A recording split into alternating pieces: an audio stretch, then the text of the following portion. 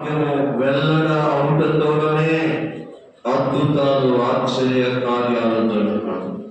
నీ కృపను అనుగ్రహించమని పరిశుద్ధాత్మ దేవుడా ఈ జీవము కలిగిన మాటలను మా హృదయంలో భద్రపరుచుకున్నట్టు నీ కృప దయచేయమని, మాకు సహాయము దయచేయమని యేసయ్య నామములో ప్రార్థించి వేడుకుంటున్నాము తండ్రి.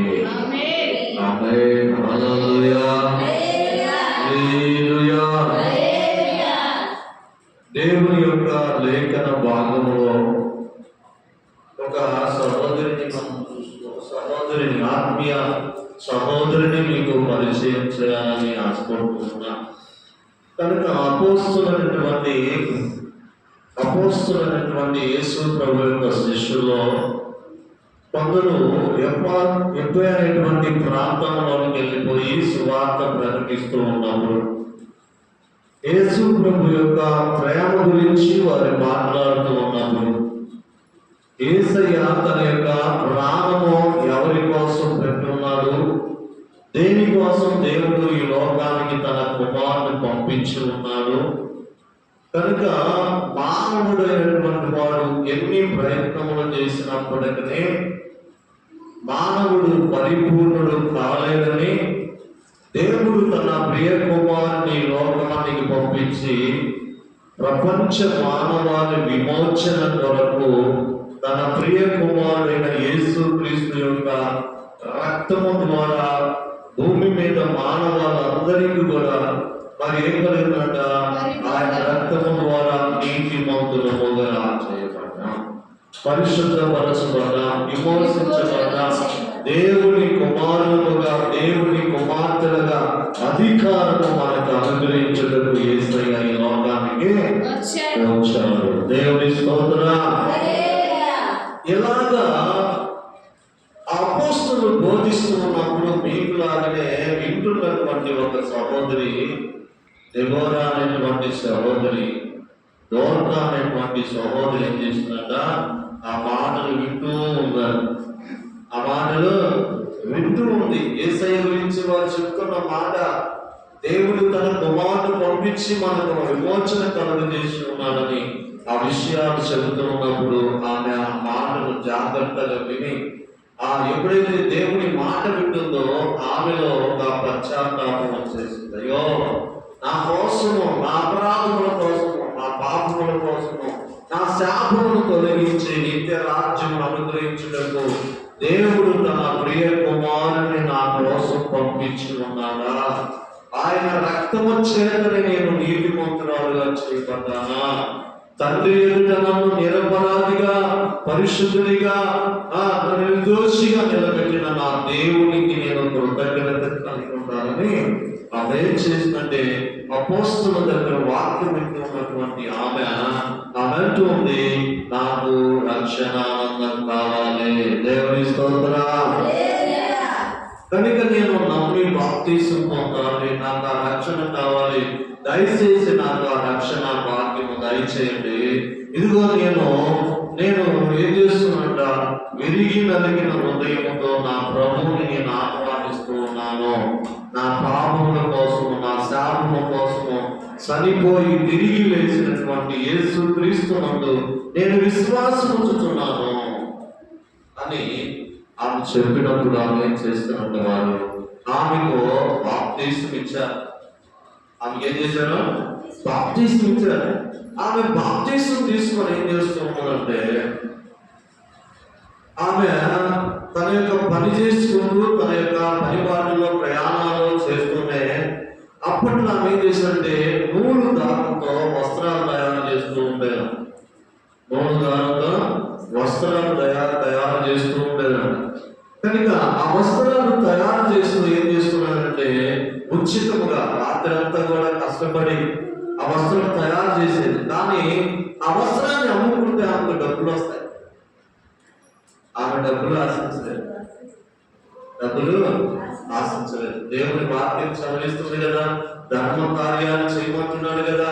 కనుక నేను డబ్బులు పంచడం కాదు, కానీ వస్త్రం పంచితే అది చాలా వాళ్ళకు ఉపయోగకరంగా ఉంటా ఉంటుంది. అందుకని ఏం చేస్తుంటా, ఆమె సమయం తీసుకొని కష్టపడి ఏం చేస్తుంది, వస్త్రాలు తయారు చేస్తుంది. మరలా తన యొక్క జీవనాన్ని తను కొనసాగుతుంది, తన పరిపాలనలో ముందుకు సాగుతూ ఉంది. వాళ్ళందరినీ ఆ ఇంటి పక్కన వారి ఆ పట్టణంలో ఉన్నటువంటి వృద్ధులను, యవనస్తులను అందరినీ ప్రేమతో పలకరిస్తూ క్రీస్తు ప్రేమను వారికి ప్రకటిస్తా ఉంది. యేసయ్య ప్రేమ ఎలా ఉంటుందని చాలా సార్లు ఆమె రాత్రి అంతా కూడా కష్టపడి పనిచేస్తూ ఆ వస్త్రం తయారు చేస్తున్నప్పుడు కొంతమంది వృద్ధులు ఆ పేద ఎదురాలు చూసి అంటారమ్మా, ఈ వస్త్రాన్ని అమ్ముకుంటే నీకు చాలా డబ్బులు వస్తాయి కదా, మొన్న మార్తకి ఇచ్చావు, నిన్న మరియలకు ఇచ్చావు, ఇవాళ తయారు చేస్తున్నావు, కష్టపడుతున్నావు, అదే నీవు బయట అమ్మినట్లయితే ఏ కలుగుతున్న నీకు మంచి డబ్బులు వస్తాయి. కానీ అంటుంది, దేవుడు చెప్పిన పని నేను చేస్తూ ఉన్నాను కనుక నేను ధర్మం చేస్తూ ఉన్నాను. నేను ఎప్పుడైతే దేవుని బిడ్డలకు వస్త్రాలు ఇస్తానో దేవుడు నాకు వస్త్రాలు ఇస్తాడు. కనుక దేవుని పని నేను చేస్తా ఉంటే దేవుడు నా పని చేస్తా ఉంటాడు. చాలా మంది వాళ్ళు ఆమెను హెచ్చరిస్తా వచ్చే ఉన్నారు, ఇదిగో ఫలానా రోజు ఇచ్చిన నీ వస్త్రము నీకు చాలా అమౌంట్ వచ్చేది కదా అంటే ఆమె ఎప్పుడు కూడా ఆశించలేదు. ఇదిగో దేవుడు చెప్పిన పని నేను చేస్తున్నా, ధర్మ కార్యం చేయమన్నాడు, ఎందువల్లే నీ పొరుగు వారిని ప్రేమించమన్నాడు. ఇదిగో నేను వృద్ధులకు ఇస్తున్నాను, వారు మళ్ళా నాకు తిరిగి ఇవ్వలేదు కదా, అందుకనే నేను వృద్ధులకు ఇస్తున్నాను, వారి కొరకు ఈ వస్త్రం సిద్ధం చేస్తున్నాను, ఎందుకంటే వారు కష్టపడలేరు కదా, వస్త్రాలు కొనాలంటే వారికి డబ్బులు కావాలి కనుక ఇదిగో ఈ వస్త్రము నేను ప్రభు పేరిట తయారు చేసి వారికి యేసు నామములో ఇస్తున్నాను. దేవుని స్తోత్రం. ఇలాగా వారి వృద్ధులందరినీ కూర్చోబెట్టి వారికి దేవుని గురించి బోధిస్తూ యేసయ్య ప్రేమ ఎలా ఉంటుందని నాకు చెప్తున్నాడు. చూడండి, ప్రేమ గల చోట ఏం చేస్తుంటారు, ప్రజలు వస్తా ఉంటారు, ప్రేమగా ఆతిథ్యం ఇస్తూ ఉంటారు, వారిని మంచిగా ఆత్మీయంగా పలకరిస్తూ ఉంటుంది. అప్పుడు వారు అందరూ ఏం చేస్తున్నారు, వస్త్రాలు ఇస్తూ ఉంది, తనకు కలిగినది వారికి సహాయం చేస్తూ వస్తుంది. ఇప్పుడు వాళ్ళు ఏం చేస్తున్నారంటే ఆమె ఒకవేళ ఊరికి వెళ్ళిన వారందరూ కలవరిస్తూ ఉన్నారు, చక్కగా దేవుని గురించి మాట్లాడుతూ ఉంటది. ఆమె యేసయ్యను మా గురించి మాట్లాడుతున్నప్పుడు మన కష్టాలు మర్చిపోతున్నాం, మన శ్రమలు మర్చిపోతున్నాం, మన ఇబ్బందులు మర్చిపోతున్నాం. మనకు ఒక నిశ్చయం ఉంటుంది, యేసయ్య నామంలో ప్రార్థన చేస్తే శ్రమలన్నీ కూడా కలుగుతుంది. కనుక యేసయ్యను నమ్ముకున్నటువంటి వాడు ప్రభువుతో యుగంగా ఉందని ఆ చెప్పిన మాటలు ఆమె శ్రద్ధగా తీసుకుంటా ఉంది. ఒక రోజున వీళ్ళు ఇలాగా అందరూ కలిసి దేవుని మాట్లాడుతూ ఆమె దగ్గరకు వస్తూ ఆమె ప్రేమను ఆదరణ పొందుతూ యేసయ్య ప్రేమను పొందుతూ ఉన్నారు. దేవుని గురించి ఆమె మాట్లాడుతూ దేవుని ప్రేమ వారికి పంచిపడతాము. ఇలాగా కొంతకాలం జరిగింది. ఆమె ఎడల దేవుని వాక్యం ఎడల వారు బలమైన విశ్వాసం కలిగి ఉన్నారట. ఆ పేద ఎదురాలు కానీ ఇంకా యవనస్తులు కానీ ఆమె ఎడల ప్రేమ కలిగి ఉన్నారు, దేవుని ప్రేమను చూపిస్తూ ఉన్నారు. ఎందుకంటే ఒక వస్త్రము కష్టపడి తయారు చేస్తూ ఆమె ఏది కూడా ఆశించకుండా పేదలకు ఇస్తూ ఉంది, పేదలకు ఇస్తూ ఉంటుంది, వృద్ధాప్యంలో ఉన్న వారికి ఇస్తా. ఇలా జరుగుతుంది. వాళ్ళందరూ కూడా ఆమెను చాలా ప్రేమిస్తున్నారు, ఎంతో కష్టపడుతుంది, చక్కగా కూర్చోబెట్టి దేవుని గురించి మాట్లాడుతుంది, దేవుని ప్రేమ గురించి మాట్లాడుతుంది. వారికి బాధ నప్పుడైనప్పుడు వారి మధ్య ఆమె మధ్య దేవుని ప్రేమ బలంగా సాగుతా ఉంది. దేవుని స్తోత్రం. హల్లెలూయా. ఒక రోజు ఆమెకి ఒక బలహీనత వచ్చింది. బలహీనత చేత ఏమైందంటే బలహీనతను తట్టుకోలేక సరిపోయింది. బలహీనతను తట్టుకోలేక సరిపోయింది. చూడండి, ఈ వస్త్రాలు ఆమె ద్వారా దేవుని మాటల ద్వారా లేదు వస్త్రాల ద్వారా మేలు పొందిన వారందరూ కూడా ఏం చేస్తున్నారంటే వారు ఆమె చనిపోయిన ఆ ఇంటికి వచ్చి వీళ్ళందరూ కూడా వేదంతో దుఃఖంతో కన్నీరు కారుస్తున్నారో, ఈ అమ్మాయి బతికుండగా మాకు ఎంతో పని చేస్తూ వచ్చింది, దోర్క ఎంతో మంచిది, ఎంతో హుషారుగా ఉంటుంది. దోర్క అంటే చురుకు అని అంటారు. దోర్క అంటే చీక లేదంటే లేడీ ఎలా ఉంటుందా అంటే అంత సురుకుగా పని చేస్తూ ఉంటుందంట. ఎంత మాత్రం ఆమె అలసట పడదంట. అందుకనే ఈమె సురుకుగా ఉంటుందంట. కానీ ఈమె ధర్మ కార్యాలు ప్రేమించడము, తనకు కలిగినది వారికి పెట్టడము, ఇలాగా యేసయ్య ప్రేమను పంచుతానే ఉంది. ఆమె తినేటటువంటి దానిలో వారికి పెడుతూ ఉంది. అంతేకాదు వారి కొరకు మంచి వస్త్రాలు సిద్ధం చేసి వారికి గిఫ్ట్ గా ఇస్తాను. యేసయ్య నీకు ఇమ్మన్నాడు. ఏమంటుంది? యేసయ్య నిన్ను ప్రేమిస్తున్నాడు కనుక ఈ వస్త్రం సిద్ధం చేసి ఇదిగో ఈ కోటేశ్వరమ్మ గారికి, ఇదిగో ఈ యొక్క వెంకటేశ్వరమ్మ గారికి, ఈ రత్నంకి వరలక్ష్మి అని చెప్తున్నాడు. అందుకే నేను మీ అందరికి కూడా ఇస్తున్నాను. యేసయ్య మిమ్మల్ని ప్రేమిస్తున్నాడు అంటే వాళ్ళందరికీ ఎంతో సంతోషం కలిగింది. యేసయ్య కొత్త వస్త్రాలు మాకు ఇమ్మని చెప్పాడంట. అమ్మాయి రాత్రంతా కష్టపడి ఇస్తా ఉన్నది, ప్రార్థన చేస్తుంది, ప్రభు గురించి మాకు చెప్తా ఉన్నది, ప్రభు ప్రేమ గురించి ప్రకటిస్తా ఉన్నది. కనుక వారందరూ ఏం చేస్తున్నారు అంటే ఆ దినాన అమ్మాయి చనిపోయినప్పుడు వారందరూ కన్నీరు కాచుకున్నారు, ఏడుస్తూ ఉన్నారు, బాధపడతా ఉన్నారు. ఇప్పుడు ప్రార్థన అమ్మాయి చనిపోయింది అనుకో, ఎవరు రావాలి? వ్యాపారస్తారా, పాస్టర్ అవుతారా? పాస్టర్ అవుతారు కదా. కానీ వీళ్ళందరూ ఆమెను సిద్ధం చేశారు. ఆయన వచ్చి ప్రార్థన చేయంగానే కాదు ఏం చేయాలా? అందరిలాగా ఆమెను కూడా తీసుకెళ్ళాలి. కానీ వీళ్ళంతా శుభ్రంగా స్నానం చేయించారంట. ఏం చేశారంట? శుభ్రంగా స్నానం చేయించి మంచి బట్టలు ధరింపజేశారు, కొత్త బట్టలు ధరింపజేశారు, చక్కగా పౌడర్ రాశారు, చక్కగా తలదున్నారు, కొత్త వస్త్రాలు దొరికి మేడ గదిలో మంచం మీద పడుకోబెట్టారు. మంచం మీద మేడ గదిలో పడుకోబెట్టారు. ఏదన్నా ఉన్నాయి అక్కడ మేడ గదిలో, ఒకవేళ అమృతాంటే ఉన్నాయి. ఏదన్నా కానీ ఆమె ఏం చేశారంటే మేడ గదిలో ఆమెను శుభ్రం చేసి రెడీ చేసి పడుకోబెట్టినట్టుగా లేఖనంలో మనం చూస్తాం. కనుక యేసు వాళ్ళని అక్కడ చూస్తున్నారు. వారందరూ అనుకుంటున్నారు, ఇదిగో వీళ్ళకి రక్షణ తనని బాప్టిస్ట్ ఇచ్చినటువంటి పాస్టర్ గారు పలానాయన అలా చోట ఉన్నాడు, ఇక ఎలుగురు దగ్గరలో ఉన్నాడు కదా, వెళ్ళి ఆయనను తీసుకొచ్చుకున్నాము, అప్పుడు ఆయన ప్రార్థన చేసినాక మనం పని ప్రారంభిద్దాం. అప్పట్లో ఏముంది, మందిరాలు అందరం కూర్చొని ఒక ఇంట్లో కూడి ప్రార్థన చేసుకుంటూ ఉండేవారు కదా. అందుకని నేను అనుకుంటున్నా ఈ ద్వారా ఇంట్లో ప్రార్థన జరుగుతుందేమో ఆమె ద్వారా. అందుకనే దైవజనుడు ఎప్పుడైనా వచ్చినప్పుడు అక్కడ సువార్త ప్రకటిస్తాడేమో వారికి. అందుకనే వారందరూ కూడా కొంతమంది వారిలో రక్షణ పొంది ఉన్నారు. ఆ ఆమెలో రక్షణ పొందిన ఆమెలో ద్వారా కూడా ఒక యవనస్తురాలు, ఆమె కూడా రక్షణ పొంది ఉన్నది. దేవుని ప్రేమను అనుభవిస్తా ఉన్నది, దేవుని మేలును అనుభవిస్తా ఉన్నది. కనుక ఆమె చనిపోయిన సంగతి తెలిసినప్పుడు ప్రజలందరూ కూడా వచ్చి మనం రెడీ చేస్తున్నారు. కనుక వారందరూ ఏమన్నారంటే కూర్చొని ఆమె అదిగో దూరంగా బ్రతుకున్నప్పుడు ఎంతో కష్టపడి నాకు ఈ వస్త్రము తయారు చేసి ఇచ్చిందమ్మా, యేసయ్య ఏమన్నాడంట అని వీళ్ళు చెబుతా ఉండేవారు. ఇంకా ఏడుపు వస్తుంది, అయ్యో ఇన్ని మంచి పనులు చేస్తున్నాను. అంతేకాదు అతను ఏది వదుకున్నా సరే మమ్మల్ని అందరూ పిలిచి తలకాంత పెట్టి ఆమె కూడా తింటుంది అని చెప్తూ ఉండే కలిగే వాళ్ళందరికీ ఇంకా దుఃఖం ఆగటలేదు. ఈ మంచి ప్రేమగా పలుకుతుంది. ఏదైనా బాగోలేదంటే చాలు వచ్చి ఆమె ఏం చేస్తుంది, ప్రార్థన చేస్తుంది. వస్త్రాలు లేకపోతే వస్త్రాలు పంచుతుంది, ఆహారం లేకపోతే ఆహారం పెడుతూ ఉంది, ఆదరిస్తుంది, క్రీస్తు ప్రేమ చూపిస్తుందని చెప్తున్నప్పుడు వాళ్ళందరికీ ఏం జరుగుతుంది, దుఃఖం కలుగుతుంది, అందరికీ కన్నీరు గారుస్తూ ఉన్నారు. ఇప్పుడు మనం అనుకున్నాం కదా, దైవజనుడు పలానా ఊళ్ళో ఉన్నాడు, మీరు వెళ్ళి ఆ దైవజనుడు తీసుకురమ్మనంటే ఫోన్లో ఈ ఊళ్ళో రమ్మంటారు. ఒక వ్యక్తి వెళ్ళి ఆ వ్యక్తిని తీసుకురావాలి. ఈ వ్యక్తి లేదు, ఆ వ్యక్తి ఇంకో ఊరు వెళ్ళవచ్చు, చెప్పలేము. కానీ వీళ్ళు పెద్దల కాడే ఏం చేస్తున్నారంట, ఆ దైవజనుడు ఉన్నటువంటి ఆ పట్టణానికి వెళ్ళారు. ఎప్పే అనేటువంటి పట్టణానికి వెళ్ళి అక్కడ దైవజనుడైనటువంటి పేతురు ఉన్నాడంట.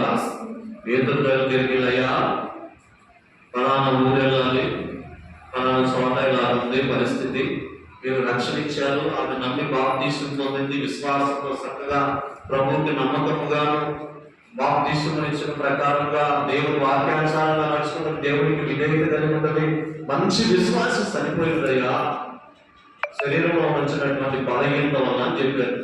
కనుక పేతురు వచ్చాడు, పైకి వెళ్ళాలి, ఆమె పైన పడుకోబెట్టారు, కింద చాలా మంది కూర్చొని ఉన్నారు.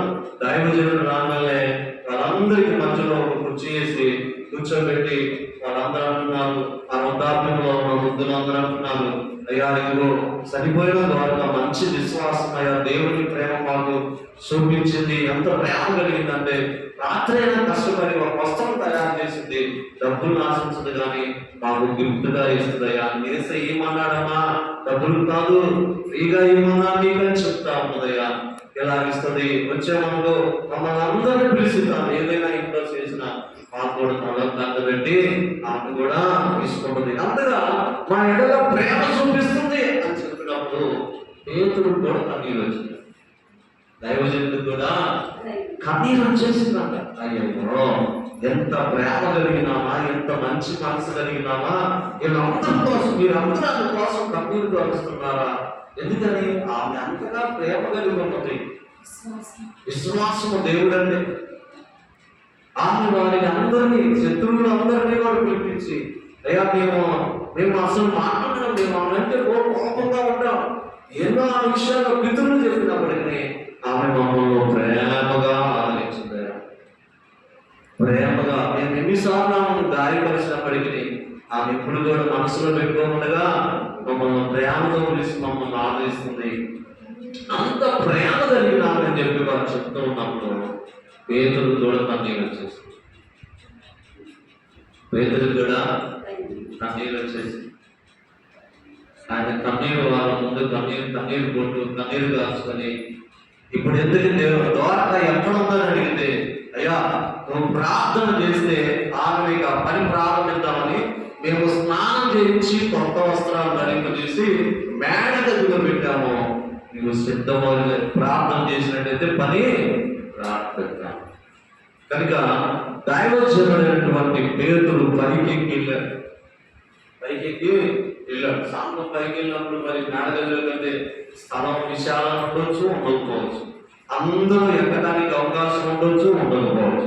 కానీ ఏం చేసినాడు, పేతురు పైకి వెళ్ళిన తర్వాత ఆమె కడక మీద నూతన వస్త్రాలు ధరింపజేసి పడుకోబెట్టి ఉన్నాడు.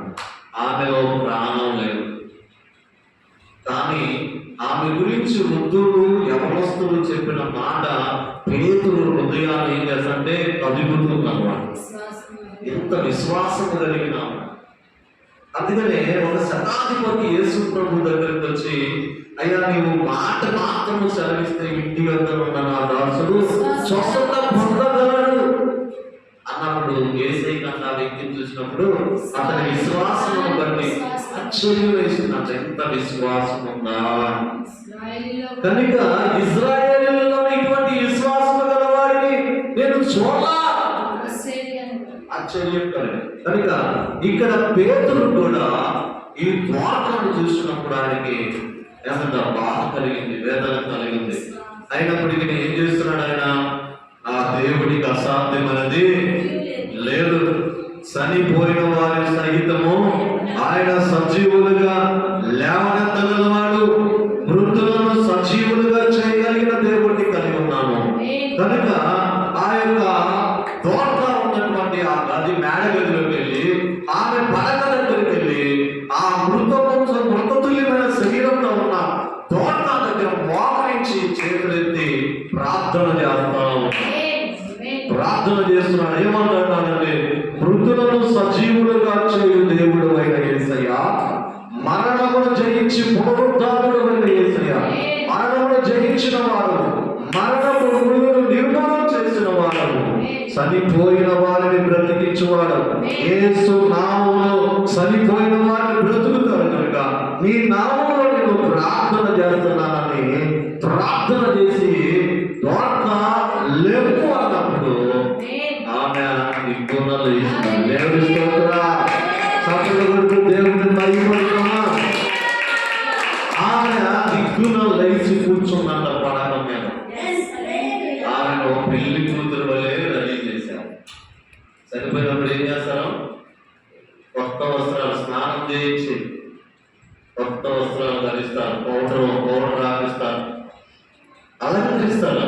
కానీ ఆమె మృతుతుల్యమైనటువంటి శరీరంతో ఉన్న తనలోనికి జీవం వచ్చింది, ఆమె నిలబడి దైవజనుడికి వందనాలు చెప్తుంది. దైవజనుడు ఎంతసేపు పోతుందని వచ్చి అంటారు. టీ తాగావా, కాఫీ తాగావా, టిఫిన్ చేసావా అంటూ మాట్లాడడం ప్రారంభించిందని ఆశ్చర్యంగా ఉంది. కింద నేను వెళుతూనే ఉంటాను. పైనేమో సంతోషం, ఆనందం, గంతులేస్తున్నారు, దేవుడిని స్తుతిస్తుంది, దేవుడిని ఆరాధిస్తుంది. దైవజనుడా నీవు మా ఇంటికి రావడం నాకు ఆశీర్వాదం అంటుంది. కింద పరిస్థితి ఆపదేవా. ఇప్పుడు ప్రార్థన చేసేదేమో సంతోషంగా ఉంది. ఇప్పుడు కిందకి వెళ్దాం అంటున్నాడు దైవజనుడు. ఇప్పుడు మనము కిందకి వెళ్దాం, కిందకి వెళ్ళాక నువ్వు ఏం తయారు చేస్తావు అప్పుడు చూద్దాం. ఇప్పుడు మనం కిందకి వెళ్ళాలి. కనుక ఆమె మెట్లు దిగుతుండగా జనం చాలా మంది కనపడతారు. ఆమె డెడ్ బాడీగా ఉన్నప్పుడు ఆమెకు స్నానం చేయించి కొత్త వస్త్రాలు ధరింపజేసి మేడ గదిలో పెట్టిన వారందరూ ఏగల పోతున్నా నోరు తెలిసి అంటగా ఏం చేస్తున్నారు? ఆమె చూసి ఆశ్చర్యపోతున్నారు. ఏంటి అసలు ఏం జరుగుతుంది? ఏంటి అద్భుతం? చనిపోయిన ఆమె నూతన వస్త్రాలు నేను ధరింపజేసిన వస్త్రాలతో దిగి రావటం ఏంటి? మేము ఎంతో పరిశోధన చేస్తున్నాం కదా, కానీ ఈ ఆశ్చర్యం ఏంటి? దైవజనుడు రాగానే ఆమె సజీవురాలను దిగి రావటండి. ఆమె మనం పేతులు దిగి వస్తా ఉన్నాం. ఈ కనుక మనం ఇంకా జనం పైకి వాళ్ళు దిగి వస్తా ఉన్నారు. వారందరూ కూడా ఈ భ్రాంతి నుండి ఆమె సజీవురాలుగా వారి కళ్ళు ఎదుట ఉన్నప్పుడు వారంట మహానందముతో సంతోషంతో సంపట్లు కొడుతూ గట్టిగా సంపట్లు కొడుతూ మాటలు వేస్తూ వారంటున్నారంట, మృతులను సజీవులుగా చేయు దేవుడికి మహిమ కలుగును గాక. ఆశ్చర్యం. వారి కన్నీరు కాక సంతోషంగా, దుఃఖము సంతోషముగా, కన్నీరు నాట్యముగా మార్చబడి. కనుక దేవుని యొక్క లేఖనము సెలవిస్తున్నది. దోర్కా చనిపోయినప్పుడు పేతురు వచ్చినప్పుడు ఆమె సాక్ష్యము అద్భుతంగా ఉన్నది. ఆమె సాక్ష్యము అద్భుతంగా ఉన్నది. ఆమె ఎలాగా దేవుని బిడ్డలను ప్రేమిస్తుందో, అన్యజనులను ప్రేమిస్తుందో, ప్రతి ఒక్కరిని ఎలాగో ప్రేమిస్తుందో, వారికి ఎలా సహాయం చేస్తుందో, వారి గురించి వారికి తన ఆహారంలో ఎలాగ భాగమిస్తూ క్రీస్తు ప్రేమ గురించి ఆమె ప్రకటిస్తుందో, ఆ క్రీస్తు యొక్క ప్రాణ త్యాగంలో ఆమె తన కష్టం విషయంలో త్యాగం చేస్తూ ఉంటుందో ఆ విషయాలు విన్నప్పుడు ఆమె విశ్వాసమును బట్టి దేవుని యొక్క కార్యము సఫలం చేయడం. అంటే ఆమె దేవుడు చెప్పింది చేస్తుంది. ఆమె దేవుని మీద బలమైన విశ్వాసము కలిగి ఉన్నది. ఆమె విశ్వాసము ఏంటంటే నా దేవుడు చెప్పాడు, నేను ఈ పని చేయాలి. ఆమె విశ్వాసము కలిగి ఉన్నది కనుక ఆమె విశ్వాసమును బట్టి మృతతుల్యమైన ఈ శరీరము సజీవముగా పేతురు తన ఇంటి వారికి తన యొక్క ఆత్మీయ బిడ్డలకు ఆమెను అప్పగించారు. ఇదిగో ద్వారకా, మీరు మృతతుల్యమైన ద్వారకాను చూస్తున్నారు. నా యేసయ్య మృతురాలైనటువంటి ద్వారకాను సజీవురాలుగా మీ ఎదుట వచ్చి ఉన్నాడు. దేవుని స్తోత్రం. హల్లెలూయా. మృతులను సహితము సజీవులుగా చేయవాడు మనము చేయిస్తున్న యేసయ్య. దేవుని స్తోత్రం. కనుక ద్వారకాకి ఏముందంటే విశ్వాసము. నా దేవునికి అసాధ్యమైనది లేదని విశ్వాసము. అందుకని ఆమె ప్రతిదీ కూడా విశ్వాసంతో అడుగు వేస్తా ఉంది. ఆత్మీయ విషయంలో శత్రువులు దేవుడు ప్రేమించమన్నాడు. శత్రువులని ప్రేమించమన్నాడని ఆమె ప్రేమిస్తాం. కనుక ఆమె వారితో మాట్లాడిన వారిని, ఆమెకు కీడు తలచిన వారిని అందరినీ కూడా ప్రేమతో వారిని పిలిచి యేసయ్య ప్రేమను చూపిస్తాం. ఒకప్పుడు ఉన్న దోట కాదు, ఇప్పుడు క్రీస్తు ప్రేమను వారికి పంచిపెడుతూ ఆమె చేసేటువంటి ఆమె యొక్క విశ్వాసమును బట్టి దేవుని యొక్క ఆత్మీయ స్థితిలో ఆమె నడుచుకునే విధానము వారికి కంటతడి పెట్టిస్తూ కనుక మనం కూడా దేవుని యొక్క మాట వినేవారిగా దోర్గా వలె దేవునికి ఇష్టమైనటువంటి బిడ్డలముగా మనం ఉండాలన్నది దేవుని వాక్యం. చూద్దాం ఒకసారి అపోస్తలుల కార్యము 9వ అధ్యాయము. అపోస్తలుల కార్యము 9వ అధ్యాయం 36వ వచనం. హల్లెలూయా. మరియు ఎప్పేలో తబితాను ఒక శిష్యురాలు ఉండెను.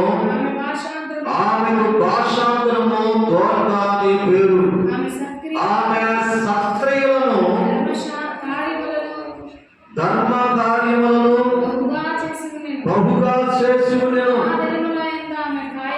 ఆ దినములందు ఆమె కాయలాపడి చనిపోగా వారు శవమును కడిగి ఏం చేశారట?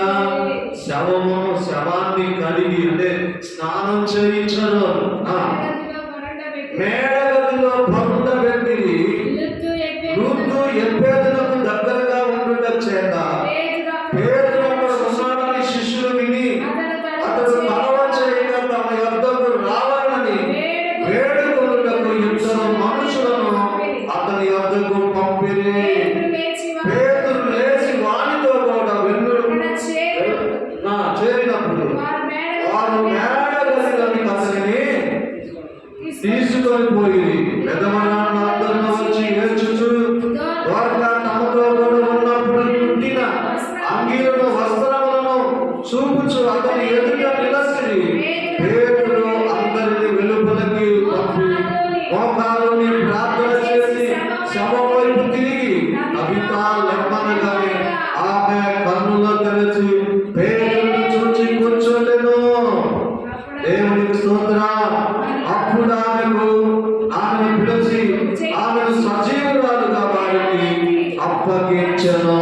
దేవుని స్తోత్రం.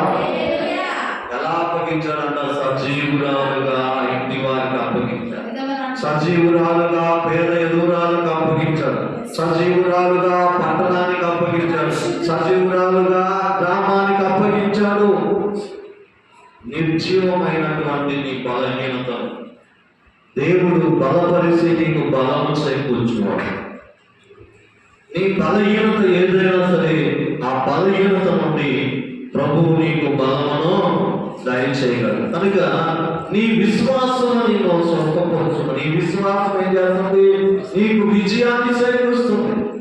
కనుక ఈ వార్త మరణంపై విజయం పొందడానికి క్రీస్తుపై ఆమెకున్న విశ్వాసము, క్రీస్తు ఎడల ఆమెకున్న విశ్వాసము, వాక్యముపై ఉన్న విశ్వాసాన్ని బట్టి ఆ గొప్ప కార్యము, గొప్ప మేలు ఆమె అనుభవించగలిగినది. దేవునికి స్తోత్రం. కనుక ఇప్పుడు ఆమె ఆ పట్టణంలోకి వెళ్ళి అంటుంది, మృతులను సజీవులుగా లేపగలిగిన వాడు నేను సేవిస్తున్న యేసయ్యా అని చెప్పారు. కొంతమంది అన్నారన్నా అని వారు ఎటకారంగా మాట్లాడుతున్నారు. ఆమె అంటుంది, దానికి నేనే నిదర్శనం.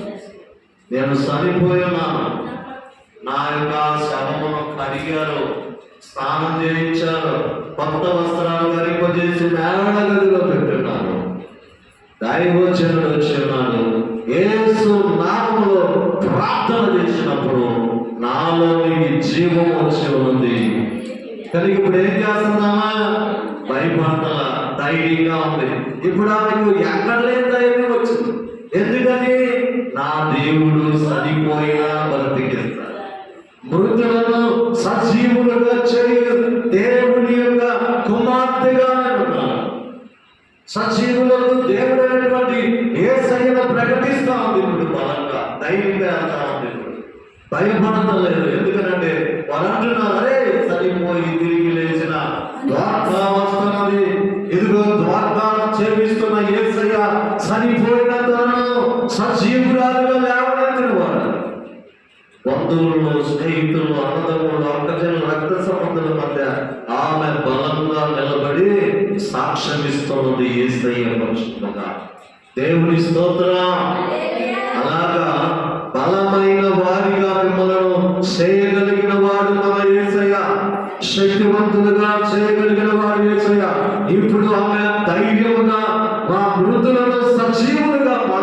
కలిగిన యేసయ్య గురించి ఆమె బలముగా ప్రకటిస్తుంది. దేవుని స్తోత్ర. కనుక నీ బలహీనత నీకున్నటువంటి బలహీనత కంటే బలమైన యేసయ్య నీలో ఉన్నాడు. దేవుని స్తోత్ర. మోకాలు నొప్పులు ఉన్నాయా? నీ మోకాలు నొప్పుల కంటే బలమైన యేసయ్య నీలో ఉన్నాడు. కనుక దేవుని యొక్క వాక్యము చదివిస్తామంటే ఆయన మృతతుల్యమైనటువంటి మన శరీరాన్ని సజీవముగా మార్చగలిగిన శక్తి కలిగిన వాడు. అందుకని యేసయ్య అన్నాడు, నీ బలహీనత కంటే శక్తివంతుడు.